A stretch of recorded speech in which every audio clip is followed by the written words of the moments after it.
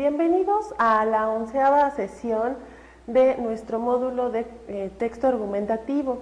En este caso, o en esta sesión, vamos a conocer algunas de las reglas de formato, ¿no? Y que básicamente estarán relacionadas con la parte todavía técnica, ya no tan compleja en cuanto a reglas como lo fue en las sesiones anteriores en que se trabajó redacción, sintaxis, cuando se estuvo trabajando todo lo que tenía que ver con ortografía, uso de letras, signos de puntuación, que resultaba ser una parte compleja porque son muchas reglas, hay que aprender varios usos, hay que aprender varias cosas, manejarlos, identificarlos, corregir errores.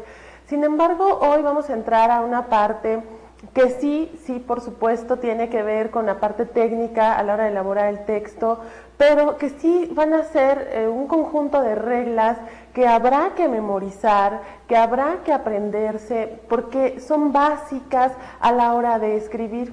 Son tan importantes como tener una buena redacción, como completar oraciones, como no saturar párrafos, como poner correctamente una coma o un acento. Si bien acá ya no se compromete tanto el asunto de la comprensión, porque se presente como se presente el texto, si está bien escrito, si utiliza bien los recursos que hemos trabajado hasta ahora, se podrá comprender perfectamente el contenido. Sin embargo, es importante conocer cuáles son como estas reglas de formato, de presentación, de estilo, porque al final de cuentas, lo primero que se ve cuando un lector toma el texto en sus manos es la presentación. Es a grandes rasgos, si está limpio, si la letra es clara, si la letra es legible. Es por ello que esta parte es de suma importancia porque además de que se toma como criterio de evaluación, vaya, sabemos, estamos seguros porque esto ocurre en todos los textos que se hacen en el marco de la academia, de la escuela, siempre tienen un perfil, sobre todo a nivel medio superior, a nivel bachillerato y posteriores, tienen un perfil, unos requisitos, el uso de ciertos elementos que son indiscutibles y son elementos que se tienen que aprender de memoria, y no solo aprender de memoria, sino que cuando uno empieza a elaborar un texto definitivo, no un borrador, sino un texto definitivo que va a presentarse por completo, que va a ser el que se somete a evaluación, tenemos que hacer uso de todos estos recursos. La presentación de un texto, como lo comentamos hace un momento, es uno de los filtros de evaluación primeros por los cuales va a pasar nuestro texto. Sí, es cierto que se debe tomar en consideración que se exige el uso de una estructura, introducción, desarrollo, conclusión. Sí es cierto que se exige el uso correcto de las letras, de las comas, de los puntos, de los acentos. Sí es cierto. Es cierto que es un texto donde además se va a evaluar qué tanto se argumenta de manera neutral, objetiva, en torno a una temática, una pregunta polémica. Sin embargo, la presentación es fundamental. La presentación del texto es importante porque al final de cuentas resulta ser la cara, resulta ser la tarjeta de presentación, la carta de presentación con la cual se muestra por primera vez un texto.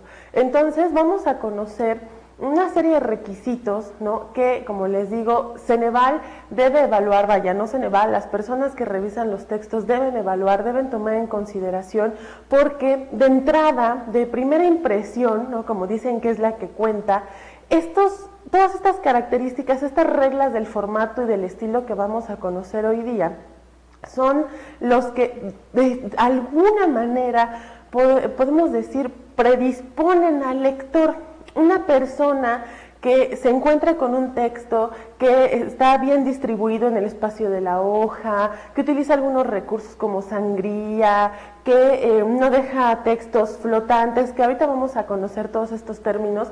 De entrada, cuando uno se encuentra con un texto, estas características, hay cierta predisposición a pensar que es probable, ¿no?, que si el que escribe sabe manejar todas estas reglas, se las sabe de memoria y es capaz de mostrarlas en un texto, ya uno empieza a pensar que es muy probable que sepa escribir, ¿no? Quizá, y ahí sí es un poco también parte como del truco, no del engaño, no se trata de ningún engaño, ningún fraude, sino un poco parte del truco, parte de la estrategia, mejor dicho, para también ir sentando las bases sólidas para que nuestro texto reciba una buena calificación. Entonces, vamos a conocer estas reglas, son varias, vamos a irlas explicando porque, bueno, sí hay que tomarlas en consideración. Lo primero que hay que tomar en cuenta cuando se trata de escribir es la letra, ¿no?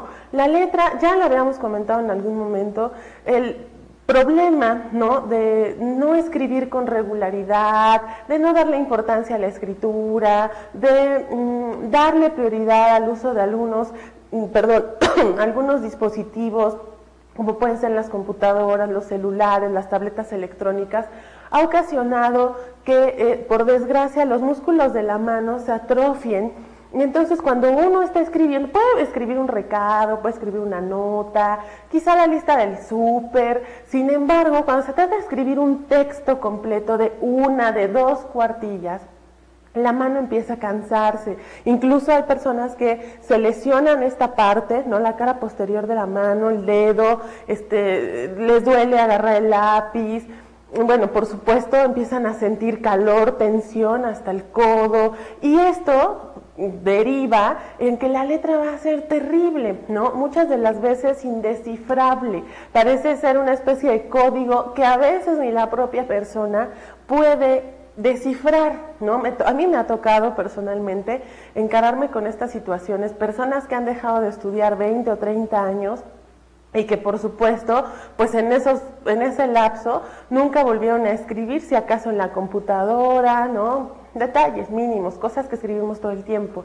Y que cuando me entregaban un trabajo, ¿no?, algún texto que que era ya de por sí difícil de leer porque había que evaluar varios aspectos conforme se iba leyendo, al momento en que yo se los devolvía y les hacía alguna anotación enfatizando el hecho de que la letra era un problema, me decían, híjole, pero yo ¿en serio escribí esto? ¿En serio esta es mi letra? ¿No? O les encerraba en un circulito las palabras que definitivamente no se comprendían, ¿no? Y al ellos intentar descifrarlas, efectivamente no las entendían. Imagínense entonces la gravedad. Hay que tomar en cuenta que cuando en un texto se somete a evaluación, las personas que están evaluando no van a tratar de descifrar lo que quisimos decir, no van a decir, a ver, aquí, ¿qué quiso decir? Esto es una A, esto es una C, una E, no. Ellos simplemente, el momento en que se empiecen a encontrar con un número constante de errores en cuanto a la caligrafía, van a empezar a marcar error, no se entiende, quizás signo de interrogación, cosa que nosotros no vamos a poder constatar porque no hay revisión del examen, no hay revisión, no se puede solicitar una revisión de qué fue lo que se evaluó o qué fue lo que estuvo mal, ¿no? Sin embargo, cuando se evalúan textos, esto es muy común, esta práctica de señalizar lo que no se entiende, y no se trata de cifrar. Si el número de errores es muy alto, el número de palabras u oraciones es muy alto, entonces llega un momento en que se empieza a comprometer la comprensión, por supuesto, y se suspende la revisión, entonces esto amerita probablemente un resultado desfavorable. Es por eso que hay que tener mucho cuidado, hay que usar letra de molde, letra script, ya lo habíamos comentado también en algún momento. Vamos a tratar de omitir el uso de letras cursivas, ¿no? Por mucho que nos hayan enseñado, ya se había trabajado la sugerencia de hacer ejercicios de caligrafía, si es que no se tiene la costumbre de escribir, e incluso ejercicios donde se trace el abecedario completo utilizando la letra de molde o letra script. La intención es que las letras sean claras, sean legibles y sean comprensibles. Si la letra, ¿no?, al lector así en un vistazo, en un primer vistazo, no le parece fácil de leer, es muy probable que en ese momento inmediatamente se suspenda la revisión, puede ser el mejor texto, pero si no es clara la letra, si no se ve atractiva al ojo, porque no resulta fácil de leer, entonces no lo van a leer. Ellos no tienen ninguna obligación, por mucho que nosotros hayamos pagado, por mucho que sea un derecho, ¿no?, como personas que están cotizando un servicio, desgraciadamente no tienen la obligación de hacerlo porque, bueno, es una tarea ardua. Otro de los puntos que hay que tomar en consideración es el uso de algunas letras. Si precisamente atendemos a la primera indicación de trazar letras claras y sobre todo bajo el modelo de la letra script, hay cierto tipo de grafías, que es como se les denomina las letras, ¿no?, que no podemos trazar porque no corresponden a este modelo. Entonces, algunas, ¿no?, viene desde el uso de la I latina, ¿no? Algunas personas a la I latina le ponen circulitos en vez de un punto, ¿no? Y entonces podemos ver algunos ejemplos en el pizarrón para que de esta manera quede más claro. Por ejemplo, tenemos la I debe llevar un punto, o sea, no hay de otra, la I minúscula debe llevar un punto o en todo caso nada. Hay personas que trazan una bolita, hay personas, incluso chicas, ¿no?, que trazan un corazoncito, hay personas que le ponen una carita feliz, ¿no? Esto va a ser considerado, en el peor de los casos, como un error de grafía. Lo correcto es esto: se le pone un punto, ¿no?, un punto normal, o no se le pone nada. Pero estos son errores de grafías. Lo mismo pasa con los acentos. Muchas veces en los acentos las personas los trazan de esta manera, una especie de triangulitos invertidos. Esto es un error. El acento debe ser solo una tilde, sin mayor chiste, una rayita que se traza para que sea tomado de forma correcta. Igualmente ocurre con el trazado de algunas de las letras. Hay personas que tienen la tradición de trazar su letra A de esta manera, o la Z, ponerle ahí una rayita en medio, o el caso de la Y, ¿no?, trazarla de esta forma. Entonces esto, ¿no?, cuando uno lo ve, para uno puede ser muy claro decir es una A, es una Z, es una Y. Sin embargo, cada quien tiene un estilo, ¿no?, caligráfico. Las personas que lo leen no lo van a saber, además de que el uso de estas letras no corresponde al modelo script. En todo caso, se utiliza de esta manera. Igual la Y se puede trazar de esta forma, ¿no? A la Q, que es una pregunta que siempre me hacen, ¿le pongo patita o no le pongo? Es indistinto, pero hay que tener mucho cuidado, ¿no?, con trazados que combinen de manera indiscriminada otros tipos de caligrafía, o que combinan, como en el caso de esta Y, o incluso de algunas Gs que me ha tocado ver de esta forma, que combinan la manuscrita con la letra script. Y entonces esto, cuando uno se lo encuentra, no sabe si es un 8, no sabe si es un símbolo de infinito. Entonces vamos a procurar evitar esas cosas y vamos a aprender de preferencia a trazar el abecedario completo como nos enseñaron a escribir, ¿no? Así, o sea, bolita con palito, trazos rectos, ¿no? Tengan mucho cuidado. Por ejemplo, muy personalmente, uno de mis errores, ¿no?, a la hora de escribir a mano, es que la E, ¿no?, a veces por la prisa la trazo así, indistintamente, ¿no? Para mí puede estar muy claro que se trata de una E, bueno, quizá aquí arriba como que tiene ahí una doble línea. Sin embargo, quien lo lee puede decir, bueno, es C o es C. Entonces yo siempre personalmente tengo el reto de trazarla bien para que se vea y no se confunda con otra letra y sea incomprensible entonces la oración. Tengan mucho cuidado con eso.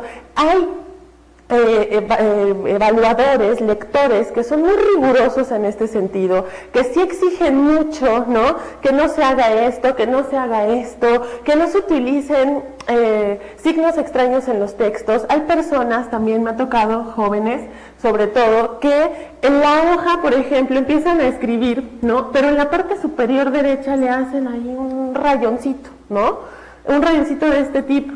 Entonces, cuando uno se encuentra con esta situación, si este es el texto, ¿no?, y el texto exige que en todo momento sea de carácter formal, inmediatamente yo resto un punto por presentación. Hay que tener mucho cuidado, insisto, con el uso de estos elementos que pueden hacer incomprensible al texto y sobre todo que no corresponden al modelo de la letra de molde. Entonces, por favor, tómenlo en consideración, cuídenlo mucho porque nos va a traer muchos problemas. Ya que estamos aquí, ¿no?, aprovechando en el pizarrón, vamos a hablar de un algunos elementos también que se evalúan negativamente y que tiene que ver con el uso heredado muy a la mala de las redes sociales y los chats y los correos electrónicos, y que es cortar las palabras. Estamos muy acostumbrados a hacer esto, muy acostumbrados, ¿no? Entonces, uno entiende, ¿no? Y que porque el mensaje, la diferencia entre la Q y el que completo puede ser un peso, ¿no? De un mensaje de texto, o puede ser el esfuerzo de tener que teclear de más. Sin embargo, ¿no? Es preocupante. ¿Por qué?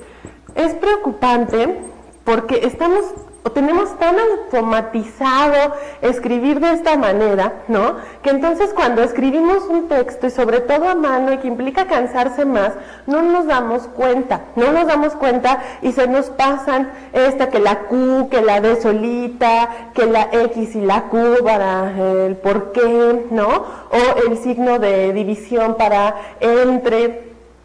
Omítanlas, tengan mucho cuidado, sean muy conscientes de lo que escriben. Estos van a ser errores, se los van a tomar como errores que van a restar puntos y que les van a traer consecuencias negativas. Por favor, de verdad, cuídenlo mucho. Si utilizan redes sociales, si chatean, si escriben mensajes, incluso los que no son jóvenes, que también han ido consolidando estos vicios, yo sí les sugiero que los vayan erradicando desde ahora. Hay personas que me han dicho, yo a partir de esta sugerencia y para empezar a cuidar estas reglas de formato, cuando me pongo a chatear con mis amigos, escribo completo, ¿no? En vez de poner la Q, escribo completo el qué, ¿no? O en vez, incluso, que ese es también uno de los vicios muy malos de las redes sociales o del uso de la internet, el utilizar la palabra K, ¿no? K para escribir casa, ¿no? O para escribir qué, ¿no? Una Q y una una K y una E. Y estos son errores terribles en términos del uso correcto de las letras, de la ortografía, de la gramática. Y les comentaba, las personas que han ido aprendiendo estas reglas me dicen, ¿sabes qué? Para memorizarlas en el chat escribo completo el qué, el de, el por qué, y hasta me dicen, ¿no? Me comentan estas personas, oye, ¿por qué escribes completas las palabras? ¿Que estás enfermo? ¿Estás mal? Sin embargo, es simplemente tratar de cambiar un hábito, porque, bueno, acuérdense que al final de cuentas, todos los requerimientos de este texto, para la elaboración de este texto, son solo eso, requisitos académicos, no tienen por qué cambiarnos la vida, hay que cumplir con ellos como se exige y se acabó, ¿no? Después podemos seguir con nuestra vida común y corriente. Otro de los elementos que hay que tomar de verdad con especial atención es el uso de mayúsculas y minúsculas. Por ahí existe una leyenda, ¿no? Urbana, digo yo, porque, y sobre todo personas ya de 30, 40 años en adelante, que me dicen, yo cuando escribo solo con mayúsculas, porque las mayúsculas no se acentúan. Error más grande no puede haber. Las mayúsculas, según el diccionario de dudas de la Real Academia, se acentúa desde hace 60 años. No se acentuaban solamente porque no eran impresoras, las imprentas, ¿no? Que usaban las letras metálicas o los tipos, ¿no? De las letras metálicas, cuando se iban acomodando en una línea, ¿no? En cada línea de un texto, el acento ya no cabía, ¿no? O sea, ya no cabía dentro de la línea porque los tipos, las letras de metal, eran del tamaño de un renglón, ¿no? Entonces no se acentuaban por eso, pero una vez que esto empezó a cambiar con el desarrollo de la tecnología, las máquinas de escribir y después las computadoras, ya no existe ningún pretexto para que las mayúsculas no se acentúen. De hecho, ¿no? Si en algún momento su texto exige al inicio de un párrafo, después de un punto, que escriban una mayúscula que va acentuada o que debiera ir acentuada, tienen que acentuarla. Esta regla ya no es vigente desde hace mucho tiempo. Entonces, mucha gente me dice, es que por eso yo escribo con mayúsculas, para no poner acentos en el texto, ¿no? Uno de los requisitos obligados, ¿no? Más que muchos, es el uso correcto de mayúsculas y minúsculas. Tenemos vicios terribles, escribimos, como les decía, todo con mayúscula, personalmente yo me pongo como ejemplo, antes de familiarizarme con todo esto, con toda esta información, yo solía combinar mayúsculas y minúsculas. Me gusta cómo se ve, ¿no? O sea, es un gusto estético, ¿no? Cómo se ve la combinación de mayúsculas y minúsculas, y así escribía, ¿no? Todos los años de licenciatura yo escribí de esa manera.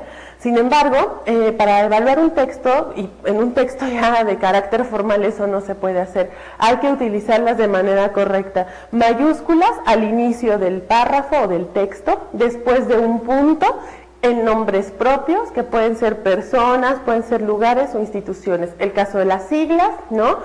Y se acabó. Las minúsculas en todo lo demás, ¿no? Y entonces, si no se tiene cuidado con esto, si se insiste en querer escribir todo con mayúscula, o querer escribir todo con minúscula, o combinarlas, automáticamente el texto se va a eliminar.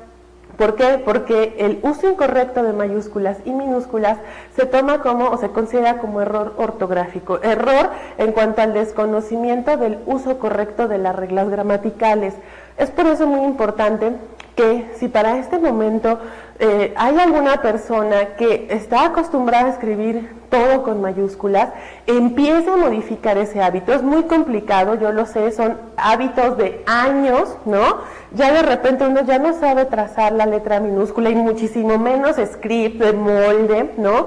Sale muy chiquita, muy grande, sale fea. Váyanlo trabajando de verdad.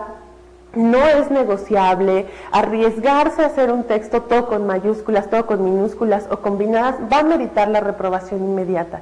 Entonces, por favor, acostúmbrense, si hacen planas, como aquella sugerencia que dimos para mejorar la letra, que todo el trazado del abecedario sea en minúscula y después mayúsculas, para que se puedan combinar, ¿no? Pero sobre todo trabajen las minúsculas, es muy importante en verdad.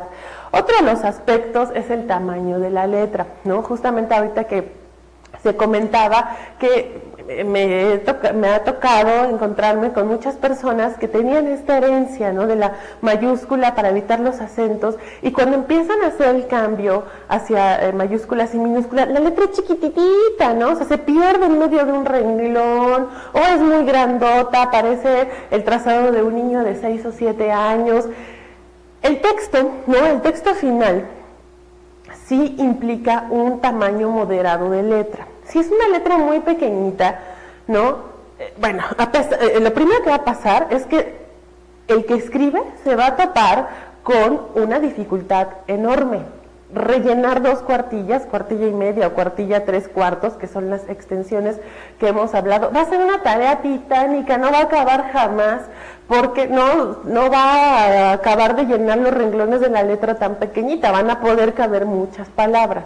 Ahora, caso contrario, muchas personas, jóvenes y de todas las edades, que trabajan la script, sobre todo jóvenes, yo recuerdo, ¿no? Los casos, escriben letras muy grandotas, unas letras grandototas, enormes, que incluso a veces implican que en una hoja tamaño carta, de margen a margen, de margen lateral a margen lateral, les quepan 3 palabras, y el primer cachito de una, ¿no? De la cuarta. Esto tampoco es favorable, porque se toma en consideración usar la letra tan grande y quemar tanto espacio como si se quisiera, ¿no? Acelerar y aprovechar lo más posible para escribir menos. Entonces, la idea es que hay que trabajar sobre un tamaño de letra que sea moderado, que no sea ni muy pequeñita ni muy grandota, ¿no? Que sea medianita, que ocupe, ¿no? Entre renglón y renglón la mitad del espacio, ¿no? Tampoco que sea del tamañote entre las 2 líneas del renglón, pero tampoco que sea de un tamañito. Hay que trabajar eso, que sea moderado, que se vea bien distribuida la letra, que no se vea que se está quemando espacio, o que uno tiene tantas ideas que entonces necesita hacer la letra chiquitita para que quepa. Es importante que el tamaño de letra, ¿no? De la letra se mantenga uniforme a lo largo de todo el texto. Eso es muy importante. No puede ser que en un párrafo primero se haga una letrota y en el otro una letrita y luego medianita. No. Hay que trazar el tamaño moderado a lo largo de todo el texto. Es sumamente importante. Es un elemento fundamental de la presentación. Otro de los aspectos importantes es que Cuando uno escribe un texto, ¿no? Y este texto se va a escribir a lápiz, no se va a escribir a pluma afortunadamente, ¿no? Es inevitable borrar, en serio, no es negociable, ¿no? Hay veces en que se equivoca uno, puso mal la idea, puso al revés las palabras, puso mal una letra, no le gustó mal párrafo. Bueno, he tenido los casos extremos que acaban el texto y no les gusta y lo borran todo. Aquí esta sugerencia sí es muy particular, ¿no? Yo sugiero el uso desde ahorita, ¿no? Que se empieza a practicar la escritura de gomas de migajón. Las gomas de migajón, ¿no? Que N cantidad de marcas, son muy nobles al momento de borrar. Es más fácil que la goma se rompa o se empiece a desbaratar cuando uno borra, a que dañe la hoja o que manche. Hay que tener mucho cuidado con este último aspecto. Hay que evitar que manche, porque uno a veces está borrando y mancha. Si el texto se presenta sucio, con muchos manchones, ¿no? Ya sea de que a veces como si se esparciera el grafito de lápiz o mancha con el color de la goma. Si tiene muchos manchones el texto, así de primera vista va a ser rechazado o se le van a respetar puntos. Entonces hay que acostumbrarse a escribir con lápiz en primer lugar y también hay que acostumbrarse a borrar, pero hay que utilizar gomas que no manchen, gomas que borren, que sean nobles con la hoja, porque también hay casos en los que uno, pues por la prisa de borrar, sobre todo que se va a estar contra reloj, se rompe la hoja, ¿no? O se desgasta. Entonces, tomen en consideración este aspecto que sale un poco quizá del asunto del formato, pero es indispensable en cuanto a la limpieza. Hay en todo momento que evitar rayones y manchones. Por eso se escribe a lápiz, ¿no? Malo cuando se escribe a pluma, porque ahí sí, si no se tiene un corrector, pues a lo mejor hay que rayar o encerrar entre paréntesis la información errónea. En este caso, como es lápiz, háganse la buena costumbre de borrar, no sean flojos, ¿no? Con el respeto que me merecen, pero hay que borrar, no hay que rayo o lo encierro entre corchetes o entre paréntesis y le pongo una raya en medio, no. El texto tiene que estar bien presentado. Se está evaluando a nivel medio superior y a nivel medio superior, para obtener un certificado de preparatoria, se supone que uno debiera ir aprendiendo en los 3 años de prepa todas estas cosas al momento de escribir. Entonces nosotros lo tenemos que aprender de manera express, pero no es pretexto para entregar textos sucios, ¿no? Que parecieran ser más bien de un niño de primaria. Hay que evitar el uso de títulos y subtítulos. Aquí hay un gran debate, sobre todo con el asunto de los títulos, un debate enorme. Las personas que trabajamos el modelo Ceneval y que trabajamos el texto argumentativo, tenemos un debate impresionante, que el título sí, que el título no, los subtítulos no, esos, pero por nada del mundo. No se vale que párrafo por párrafo le vayan a poner introducción, al siguiente antecedentes, al siguiente sociedad, no. Ya lo habíamos comentado, el texto se escribe en un solo cuerpo, ¿no? Párrafo tras párrafo sin subtítulos, pero el uso del título, yo sugiero que no se use. En mi experiencia, ¿no? Personal, cuando tuve la oportunidad de que se me pagara el examen y asistir a la presentación para poder conocerlo de cerca, conocer la experiencia, yo apliqué esta sugerencia en las 2 ocasiones en que asistí, no usé título. Todas las personas que han estado bajo mi tutela durante algunos años han seguido esta sugerencia y han aprobado. Entonces sabemos que el uso de título en el texto no es obligatorio, que si lo pones o no lo pones no afecta en el resultado. Pero a mí me preocupa, yo sugiero que no se use el título porque el título es un arma de 2 filos.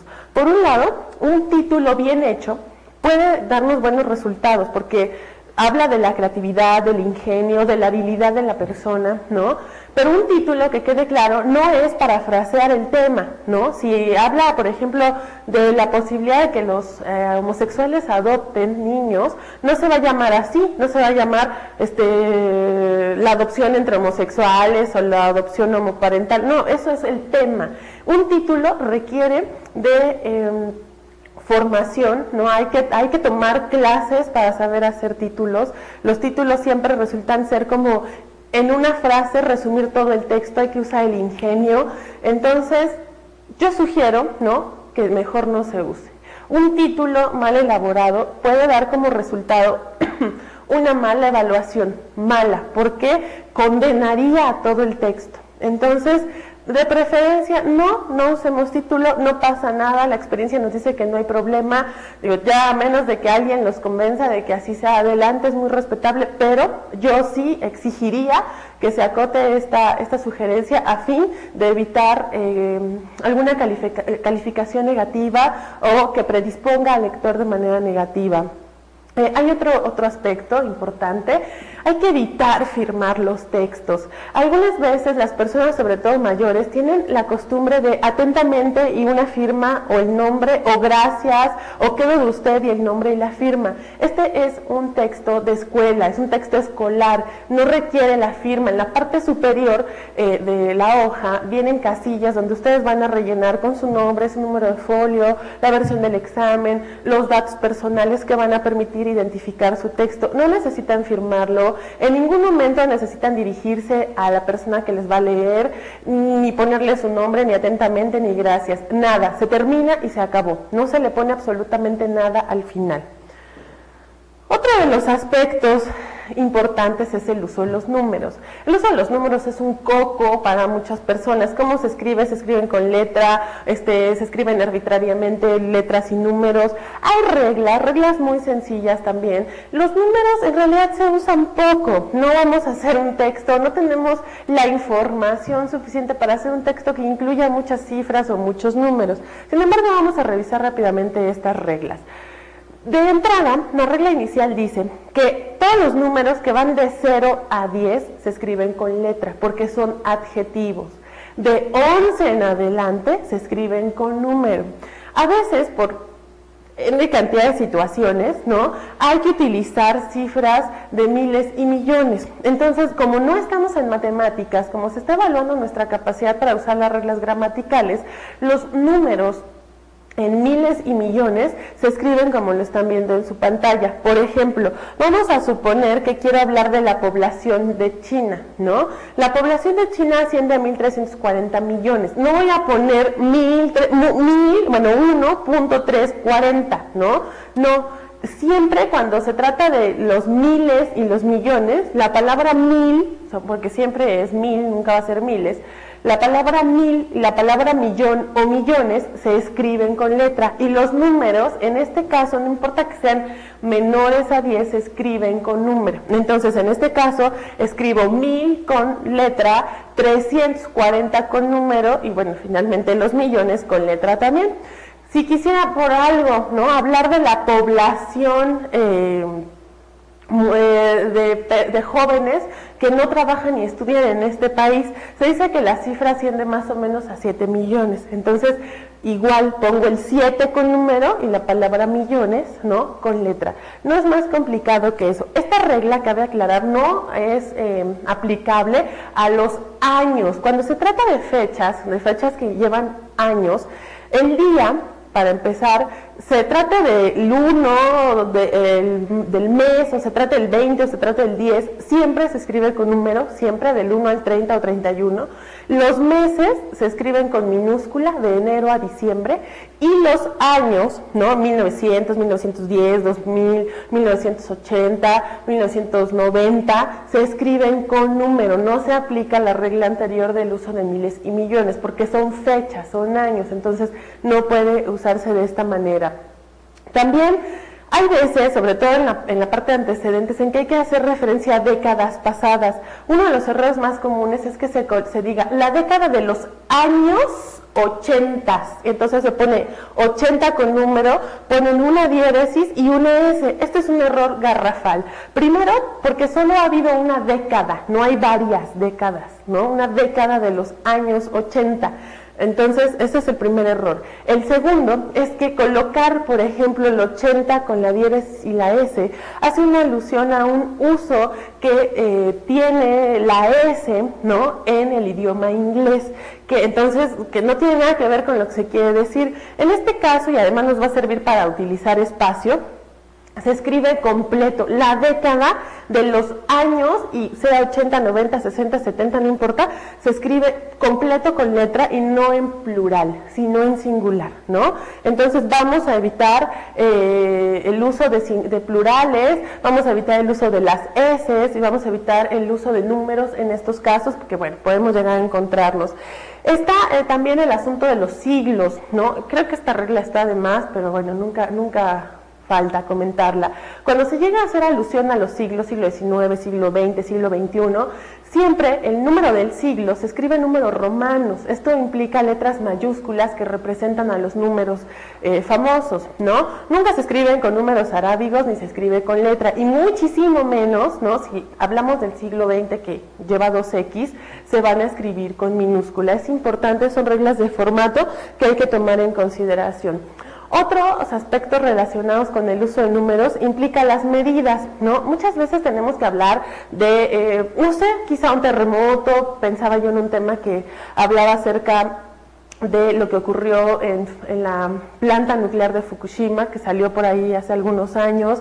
Entonces, en este caso, cuando se trata de medidas, ya sean metros, kilómetros, centímetros, grados centígrados, grados en la escala de Richter, se usan... Aquí hay un poco como de flexibilidad. Los números, no importa que sean menores a 10, se pueden escribir incluso si se quiere con número, o sea, no hay que escribirlo forzosamente con letra, es un poquito flexible. Pero las medidas, que estamos muy acostumbrados a abreviarlas o a usar signos, ¿no? Por ejemplo, pienso, en el caso de centímetros colocamos un cm, o de kilómetros un km, o de grados colocamos una bolita al lado del número, ¿no? Esto lo vamos a omitir. Insisto, no estamos en matemáticas, estamos en español, en gramática. Todo se escribe. Si voy a hablar de 20 centímetros, puedo colocar el número 20 y al lado centímetros, la palabra completa, kilómetros, la palabra completa, grados, la palabra completa, grados centígrados, la palabra completa. Incluso esto se aplica en el uso de los porcentajes. Eso también, a veces las temáticas son tan diversas que se puede llegar a utilizar o hacer referencia a los porcentajes. Es muy común entonces que pongamos el número, ¿no? Que pongamos 50, ¿no? Y inmediatamente al lado el signo de por ciento, ¿no? Esta diagonal que tiene dos bolitas, ¿no?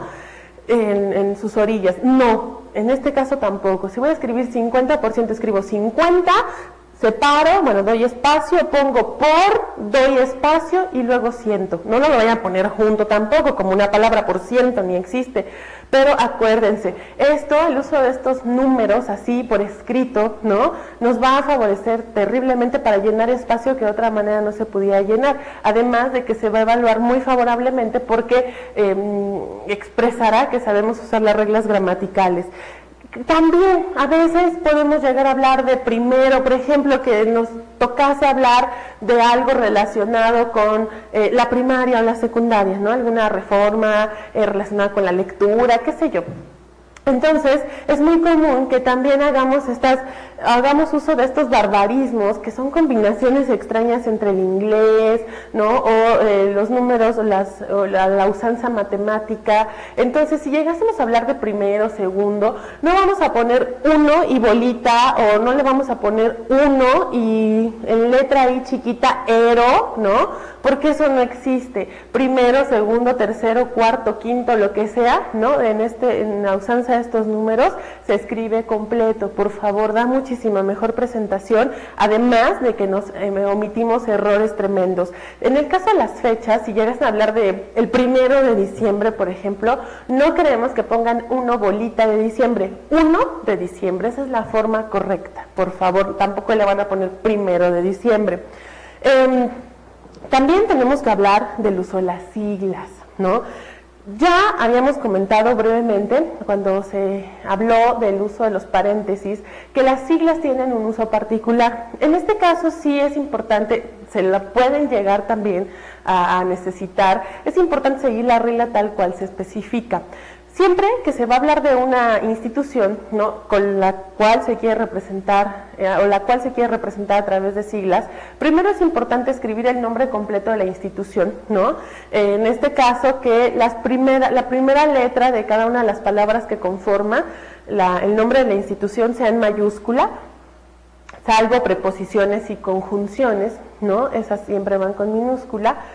Por ejemplo, si hablábamos de la universidad, de la UNAM, ¿no? Si yo quisiera hablar de la UNAM, lo primero que tengo que hacer cuando empiezo por primera vez a hablar de ella es escribir la Universidad Nacional Autónoma de México, entre paréntesis, UNAM, todo con mayúsculas y sin puntos que lo separe, porque lo que estamos usando son siglas, no iniciales. Las iniciales son las mayúsculas que llevan puntos entre ellas y que hacen referencia sobre todo a nombres o frases, ¿no?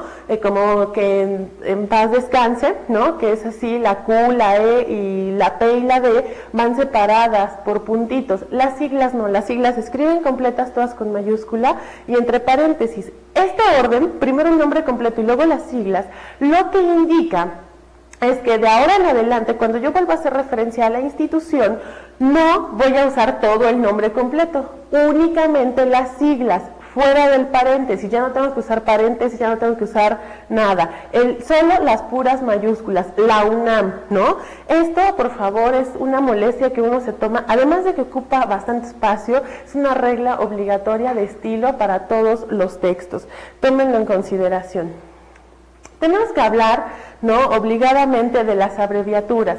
Estamos tan mal acostumbrados, ¿no?, también un poco por el cansancio que nos genera escribir, que queremos abreviar todo, ¿no? Si queremos hacer mención del presidente, suponiendo que nos tocara algún tema que hablara de eso, muchas veces ponen el señor abreviado, SR punto, presidente abreviado, o sea, algo así como PDTE punto, ¿no? Fulanito de tal, no. El texto argumentativo no admite el uso, sobre todo que van a hacer, no admite el uso de abreviaturas de ningún tipo, ninguno. Por eso hablamos de las medidas, si van a usar centímetros, kilómetros, metros, qué sé yo, se escribe todo completo. Entonces, doctor, licenciado, señor, lo que sea, ¿no? Señorita, doctora, lo que sea que utilice abreviaturas, no se emplea ninguna. Se escribe todo completo, por favor. Hay que tomar también en consideración otro aspecto bien importante. El texto, ¿no?, dijimos, se conforma de párrafos. Dijimos que debíamos planear en promedio 7, ¿no? 7 párrafos. Cada párrafo debe tener una medida, es decir, un número de líneas que puede ser variante entre 5 y 9, pero que no pueden ser ni más chicos ni más grandes. Bueno, eso ya lo tenemos en claro. Ahora, esos párrafos se deben dividir con líneas en blanco entre ellos. Ojo, no quiero decir que escriban una línea, la siguiente la dejen en blanco, la siguiente escriban, la siguiente en blanco, no. El interlineado dentro del párrafo es continuo, se escribe línea tras línea tras línea, de lo contrario los van a reprobar inmediatamente, porque solamente estarían empleando la mitad del texto, la mitad de las hojas, Entonces, los párrafos, 6 líneas, vamos a suponer, continuas, ¿no? Una tras otra. Se acaba el párrafo, forzosamente, de manera obligatoria, para dividir con el siguiente se debe dejar una línea en blanco. Esa línea en blanco entre párrafos es la única o las únicas que se pueden dejar, son obligatorias y no son negociables.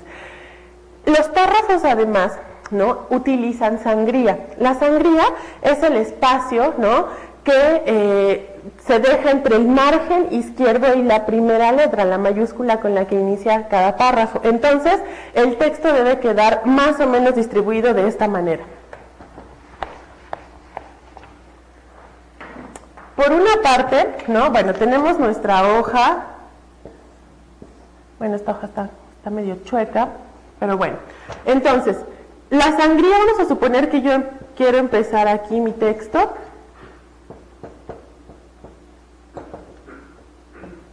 Ay, ahorita me acordé de algo. Entonces, la sangría es este espacio. Yo voy a continuar escribiendo abajo, por supuesto, es un ejemplo. Y voy a continuar escribiendo. Este marcador ya no se ve. Escribiendo. Y vamos a suponer que aquí se acaba mi párrafo, ¿no? Entonces, el que sigue, debo dejar una línea en blanco forzosamente, no importa que no haya sobrado todo este espacio en blanco no es una línea en blanco, debe dejarse una nueva, e inicio otra vez dejando la sangría, es decir, el espacio entre el margen y la mayúscula. A partir de la segunda línea, otra vez vuelvo a alinear margen con margen. Y así, en cada párrafo es una sangría. La sangría hay que procurar que siempre esté alineada, que no sea más para acá o más chiquita. Tampoco se vale usar sangrías de este tamaño o de este tamaño. Eso es trampa y se los van a evaluar muy mal. Las sangrías deben notarse con respecto al margen y la mayúscula, pero tampoco debe usarse el espacio. Se puede usar como medida 2 dedos, ¿no? En el caso de los hombres, a veces el pulgar es muy grueso y puede servir uno para que siempre sea la misma medida. Eso es muy importante. Aquí, ¿no? Aprovechando que estoy hablando de esto, yo cometí un error. Fíjense lo que hice. Esta no es mi hoja, este es el margen de la hoja. Les he dicho que la hoja que les van a dar ya está rayada, trae un margen. Esto es un error, tache, ¿no? Yo debía haber cortado mi palabra antes de que se saliera, aunque es un cachito lo que se sale, se ve mal, porque al rato se sale más, al rato se sale menos. Entonces, en este caso, lo que se hace, suponiendo que aquí termina el margen, es pongo un guión, ¿no? Un guión corto y continúo abajo. Si, suponiendo que mi margen acabara aquí, suponiendo, y que ya no me cabe ni siquiera el guión, no queremos que el guión vaya abajo, es la única ocasión en que lo puedo poner abajo, nada más. Siempre vamos a acostumbrar que el guión se use en medio. Acuérdense, lo dijimos, hay que aprender a cortar las palabras, pero nunca que se salga. Asimismo, ya que estoy acá, asimismo, como se usa sangría, a partir de la segunda línea en cada párrafo, el texto debe estar alineado. No queremos textos flotantes. Textos flotantes quiere decir que pues aquí le dejo un espacio, aquí le dejo otro, acá le dejo uno más grande, acá otro más grande, acá me salgo. Vaya, siempre hay que alinear, o sea, que cuadren, ¿no?, mis letras con los márgenes, como lo que se usa en Word. En Word, por ejemplo, este programa de computadora que nos da una opción de texto, bueno, nos da varias, uno que es centrado, otro que es alineado a la izquierda, otro alineado a la derecha, pero hay otro que es justificado. Cuando hacemos esto, el texto queda perfectamente alineado a sus márgenes. Ustedes tienen que hacer eso, salvo la sangría. La sangría es obligatoria, no es negociable. Cada párrafo debe llevarla al principio, los 7, 8 o 6 párrafos que hagan, no importa, deben utilizar sangría desde el primer párrafo hasta el último.